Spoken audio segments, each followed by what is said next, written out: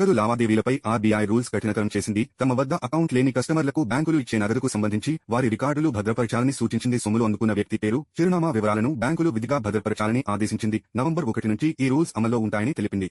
రాజమండ్రికి చెందిన షేక్ బిలాల్ అనే జొమాటో వ్యక్తి డ్రగ్స్ స్మగ్లింగ్ ముసుగులో పోలీసులకు పట్టుబడ్డాడు.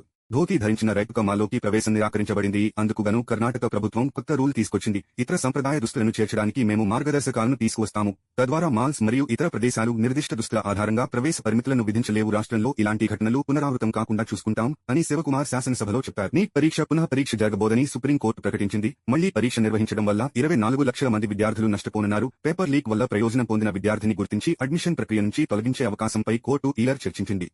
కొత్త రవాణా చట్టం లైసెన్స్ లేకపోతే రూ. 5,000, డ్రంక్ అండ్ డ్రైవ్ ₹10,000, హెల్మెట్ లేకుంటే రూ. 1,000 జరిమానాతో పాటు 3 నెలలు లైసెన్స్ రద్దు, ట్రిపుల్ రైడింగ్ రూ. 1,200, ఇన్సూరెన్స్ సీటు బెల్ట్ లేకుంటే రూ. 2,000, 1,000 ఫైన్ విధిస్తామని వెల్లడించారు.